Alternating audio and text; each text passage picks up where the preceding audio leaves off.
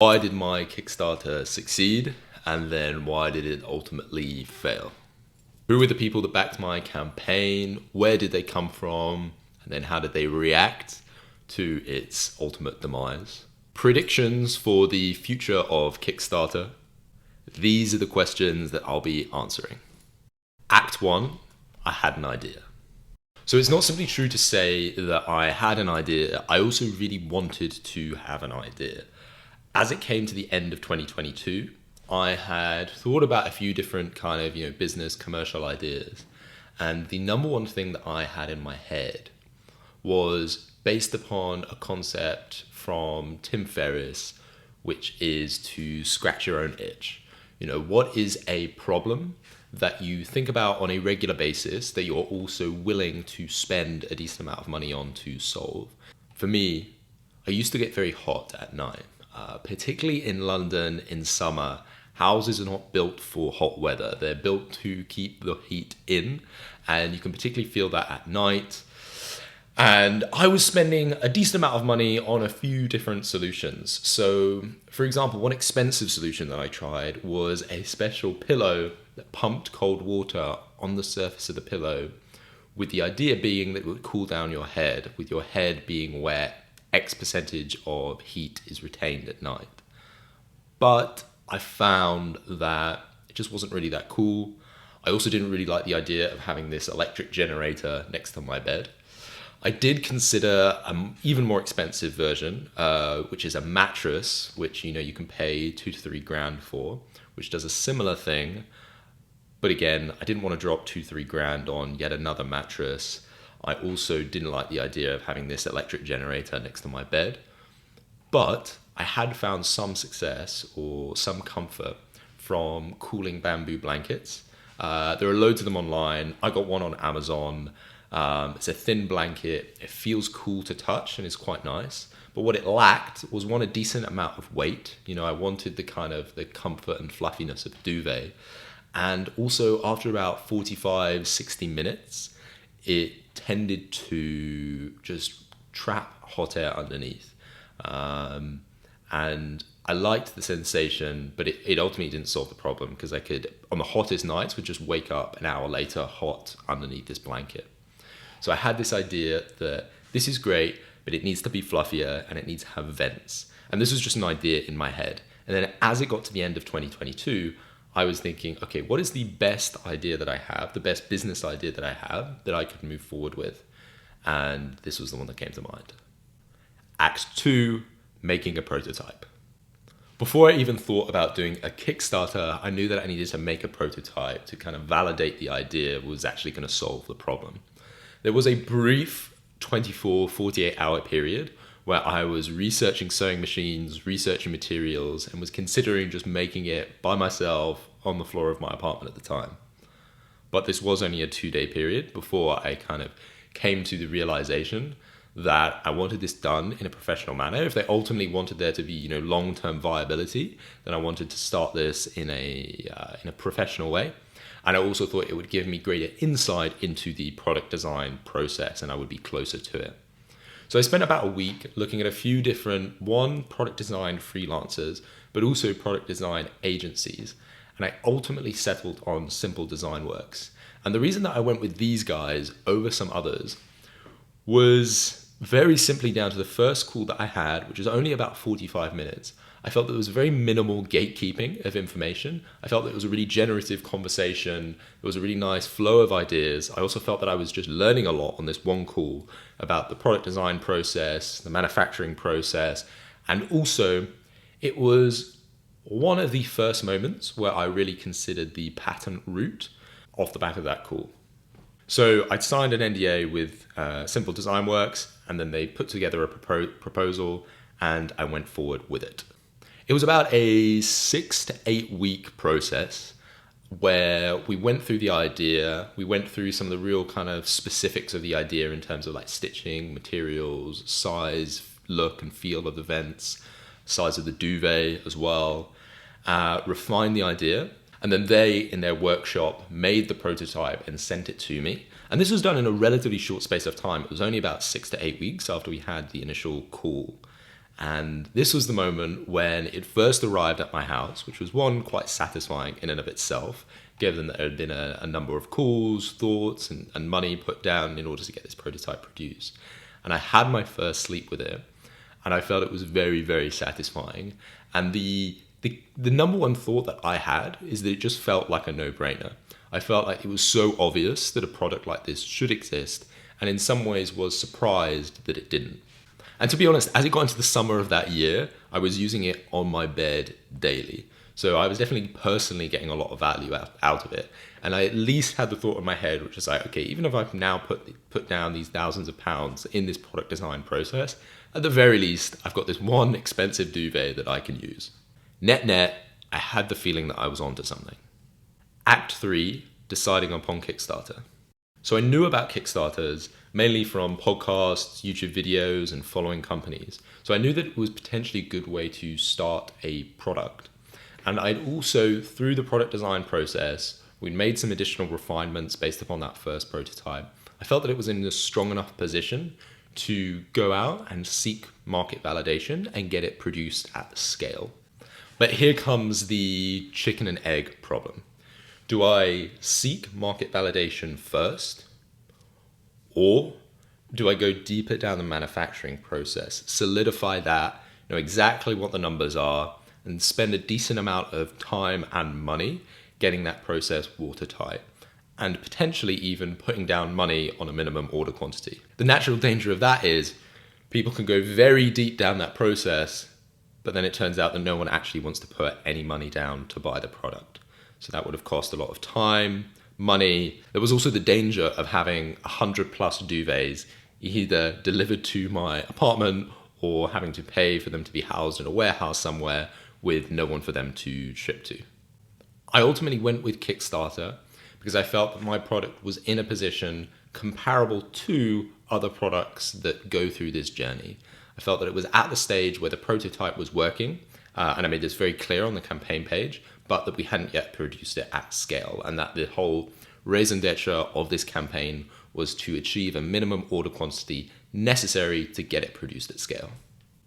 Note, I did consider Indiegogo as well, which is a very similar platform to Kickstarter. The key difference being really in terms of the types of products that are on Indiegogo. Indiegogo tends to be more innovative electrical products. You often see a lot of e-bikes, that sort of thing. I also felt that the look and feel of the Indiegogo website was not quite as premium, trustworthy, or authoritative than Kickstarter. So that was one of the key reasons why I didn't go with Indiegogo. Plus, and this is a big reason, the Kickstarter audience is just massive. The brand is much stronger to the extent that Kickstarter is used as a verb as well as a noun. But initially, I was only going to launch the Kickstarter in the UK, and that was until I enlisted some external help. Act 4, how to nail a pre-launch campaign. Now, my day job is growth marketing. Growth marketing being paid ads, organic social media, website, conversion rate optimization, B2B, B2C, this whole kind of full funnel marketing of getting people to, particularly in an online space, purchase your product or subscribe to your service. And so I very much felt that I would nail the marketing side. Like I felt very confident in that, but naturally still wanted to take an approach of challenging my thinking, looking for other case studies, see how other people have done things. And I came across this Reddit post that described a Facebook ad strategy that was different to what I was considering. I was considering a pre-launch campaign of about 7 days, whereas this was recommending, six weeks plus. Note, why consider a pre-launch campaign in the first place?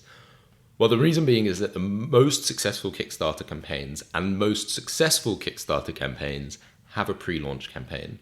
And the reason for this is because Kickstarter works both as a funding platform and also a little bit like a social media platform, in the fact that if your campaign is doing well, that gives the campaign an element of virality, and Kickstarter as a website starts promoting it across its platform, which then brings more backers. So it creates this kind of virtuous cycle on the platform.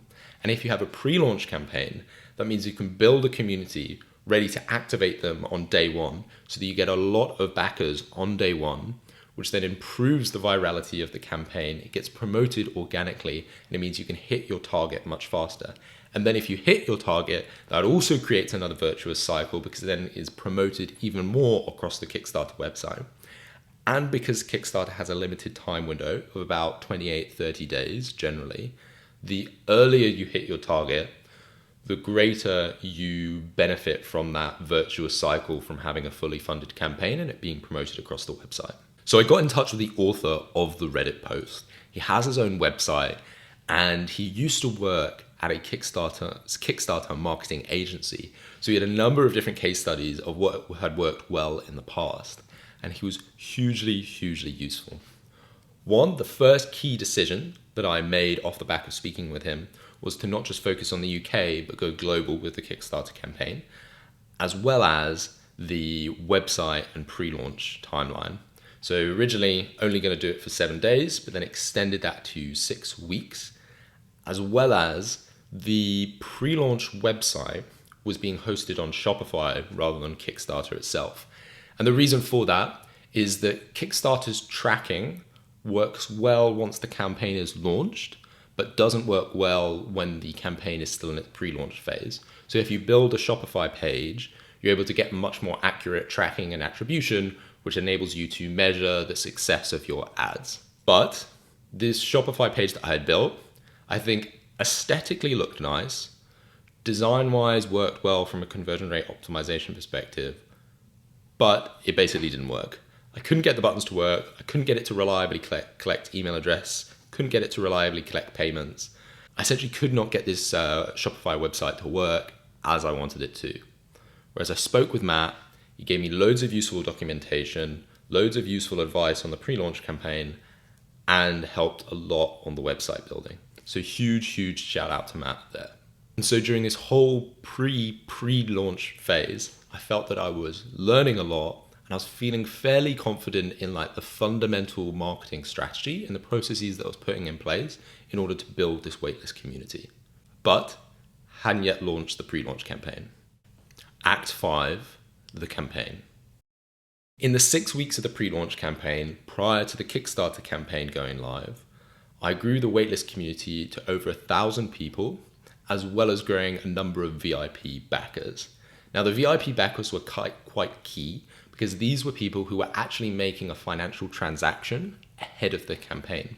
So they were putting down a £1 or $1 deposit in order to secure an early discount or free gift at the start of the Kickstarter campaign. Which sounds like a nominal amount, but it's actually massive for someone to not just put down an email address, which they can do for free, but to actually put down their bank details or their credit card details in order to make a financial transaction.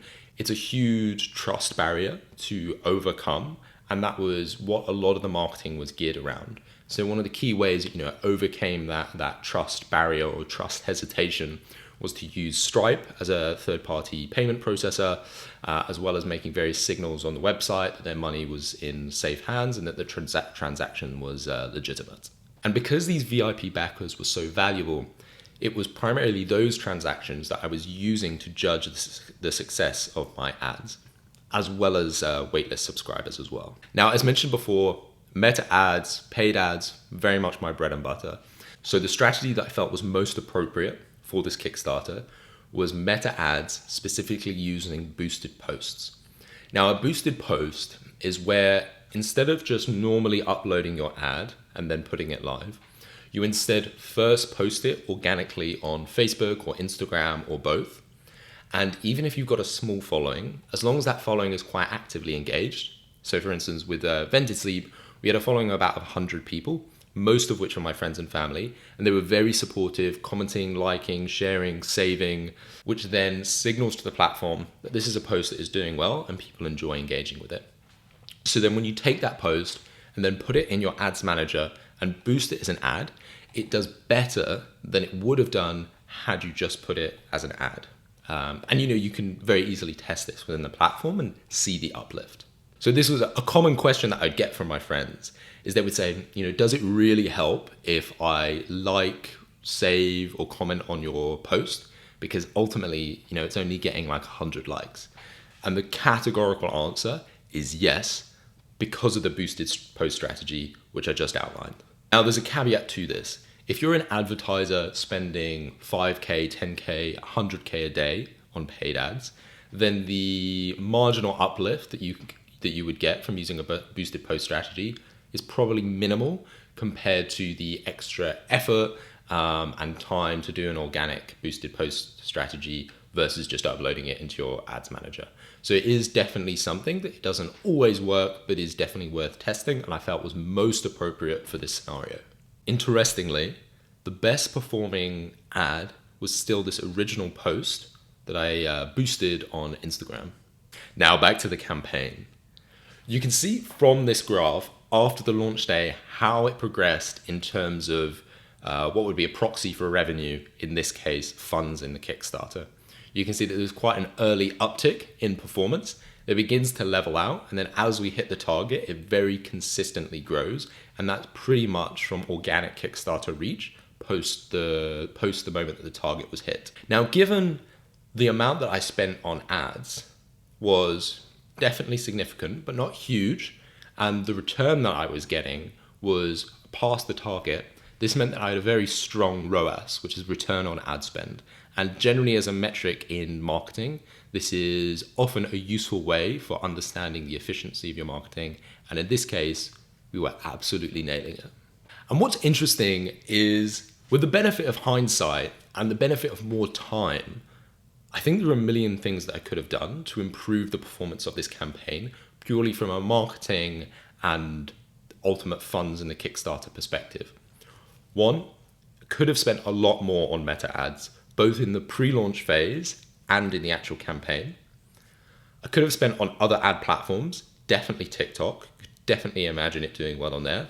Possibly also YouTube ads, because it's quite a visual, tactile product, and there are a lot of potentially interesting creative concepts you can do with the duvet. But also, if I'd had more prototypes that I could have sent to influencers in the sleep space, then you could imagine influencing being another viable channel for this Kickstarter.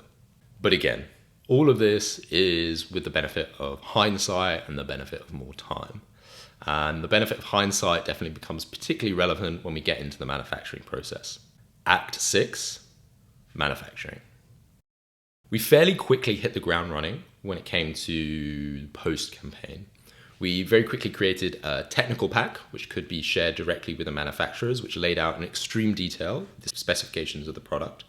We already had NDAs signed with a long list of possible manufacturers, mostly based in China. We did also explore the UK and Eastern Europe, but China is very simply the duvet manufacturing capital of the world, so we very much focused on China in terms of manufacturing. We had one primary manufacturer who most of our conversations had been with, but these were the guys that pulled out, and when they pulled out, I didn't think it would be fatal at this point, because I knew that there was another long list of manufacturers that we'd already had NDAs signed with.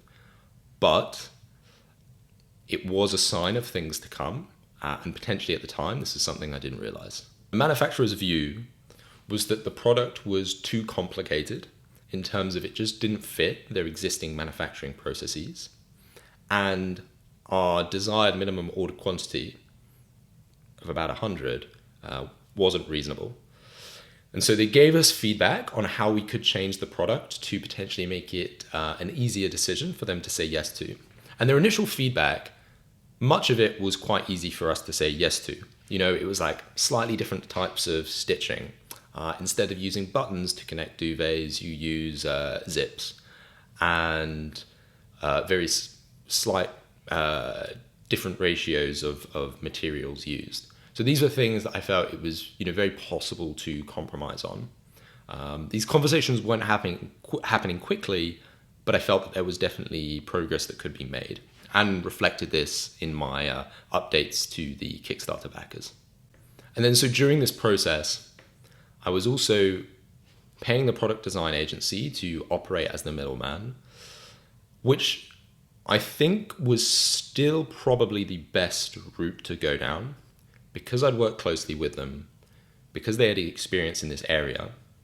But I think potentially with hindsight, earlier in the process, there could have been value to bringing on a third party in a kind of consultancy form who could advise on the manufacturing process or potentially had expertise in sourcing niche products. And I think one of the key mistakes that I made was, as we were going through this process, continuing to pay the design agency and then getting feedback from the manufacturers, which was slow, but we were working through it.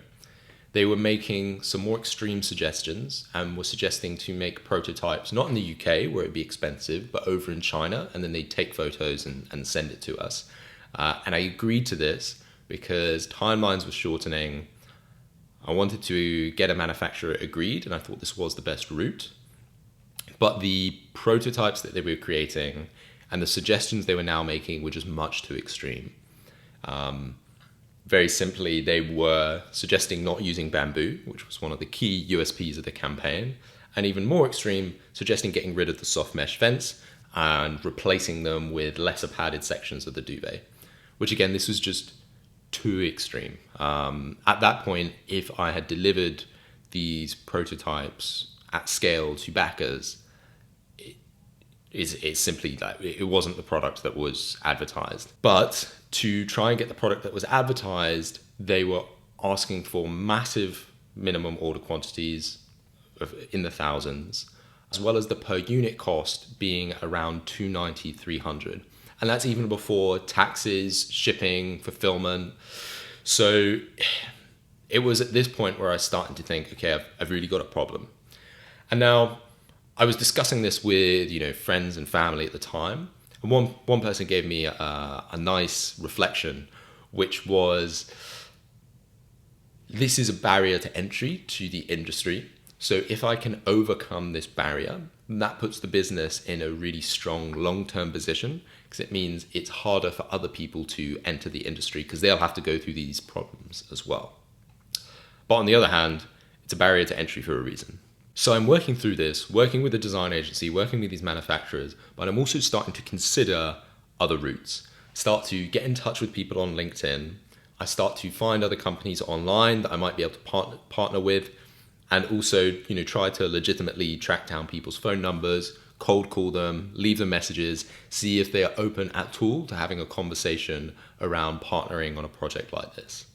But this was meeting with no luck. Nobody was biting. Nobody seemed interested. At this point, it's really starting to hit home how much of the Kickstarter funds are being used simply on trying to get the manufacturing process started before even putting the orders in. Now, I knew as I was using the Kickstarter funds that I would have to supplement the funds with my own income in order to meet that minimum order quantity.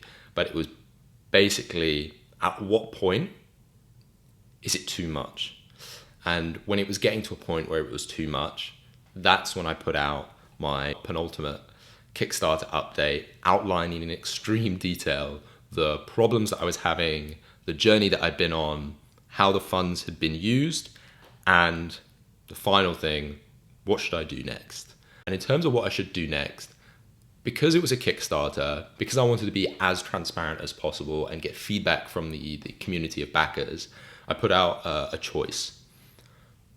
Option A, would they, as a token of good faith, want a partial refund in the form of an Amazon voucher? It wouldn't be a full refund because the funds had been used up and I simply didn't have the personal funds to refund that. And it was in the form of an Amazon voucher because going through a traditional bank account, there are extra fees and admin involved with that. Whereas an Amazon voucher is a much simple and more straightforward transaction, and it goes directly to the email address which they'd registered with for the Kickstarter. So it's a very simple, safe route to go down. I also said option B being continuing to seek additional funding, looking for additional partners, seeing if there's a way that I can still save this project. Now, the reception to this this outreach for feedback was definitely mixed.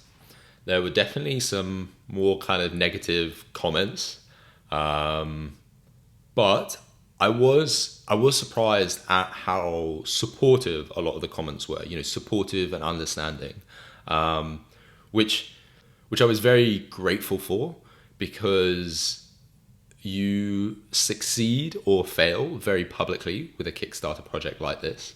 And so I was really keen to make it as transparent as possible and really outline the entire journey.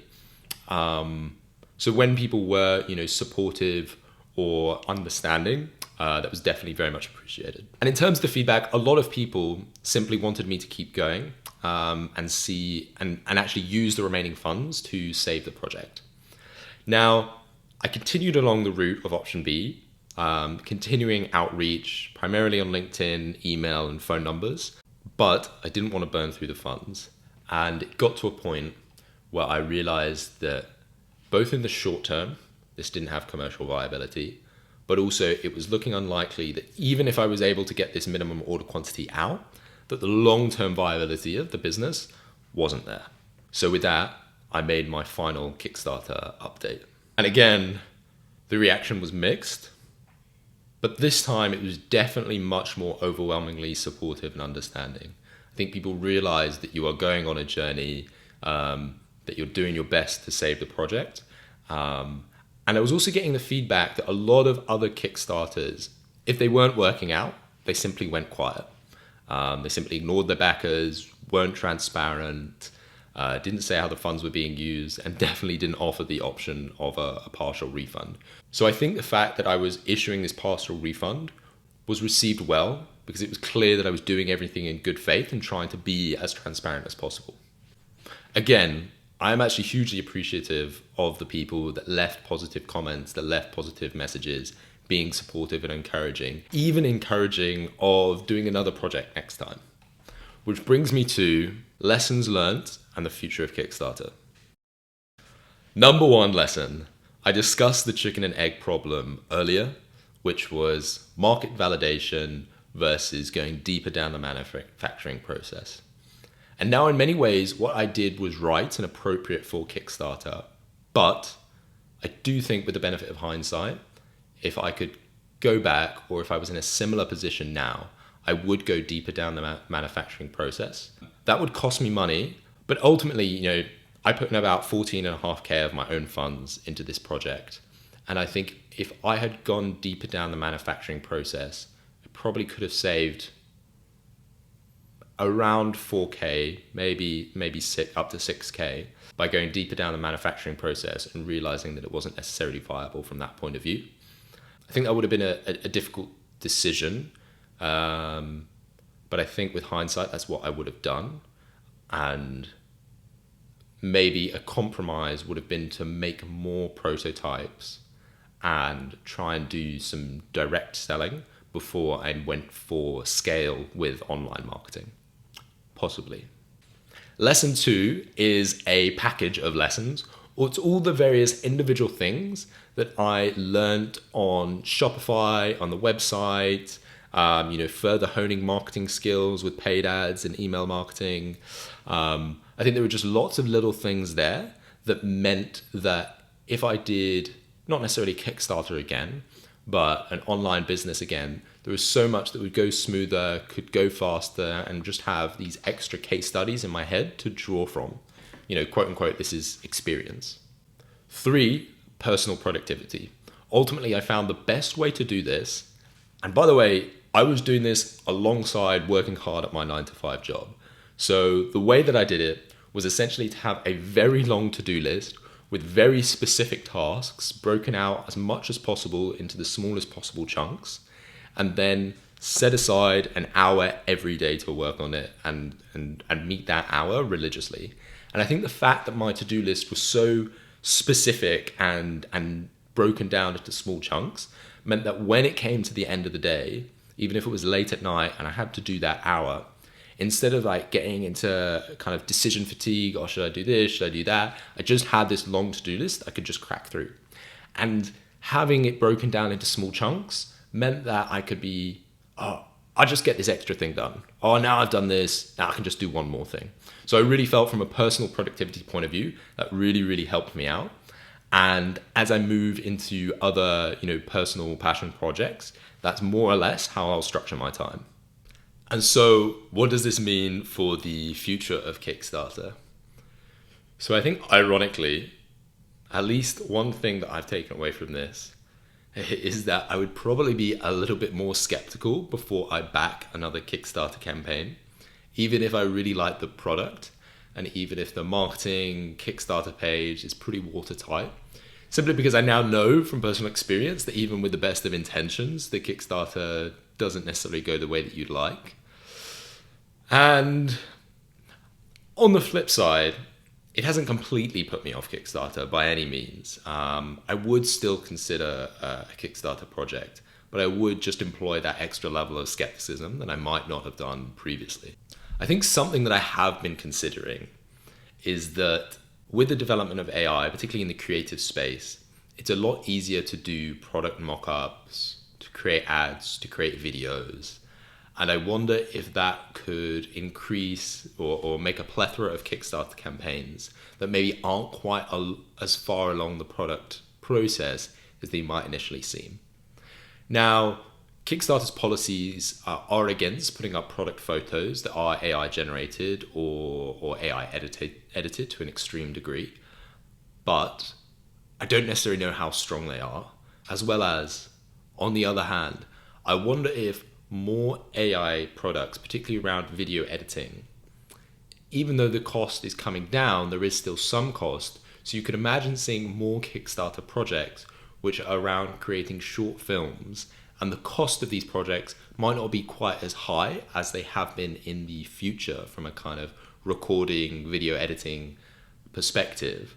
And so you could imagine a creator economy, even more so than we have now, of more short or long form video content, and some of that being funded by Kickstarter projects. I think that at least could be something interesting. Not necessarily something I'll be doing myself by any means, but it's something worth considering. And also maybe one reflection, and this goes into the kind of trust in the digital space right now in general, is more campaigns that have a particular figure or few different people attached to it to increase that trust factor. I often reflect on the fact that a lot of Kickstarter projects don't have many people's faces to attach, particularly board games. You can see a board game and there are lots of characters, but you don't necessarily know much about the people behind the project. So I wonder if that could increase and might need to increase to overcome trust barriers and increase the degree of accountability that projects have. Finally, I'll do a Q&A video off the back of this based upon any questions or comments on this video. So if you have any, whether specific or general, then I'd be keen and curious to answer them. So let me know. Finally, a genuine, big, huge thank you to anyone that did back the Kickstarter campaign. And truthfully, like a personal apology that I wasn't able to realize the product and wasn't able to get it to people's doors. I do really appreciate all the comments. I've highlighted a few, and I really do genuinely like, respect, and appreciate the supportive and understanding comments. Definitely means a lot. Thank you for listening.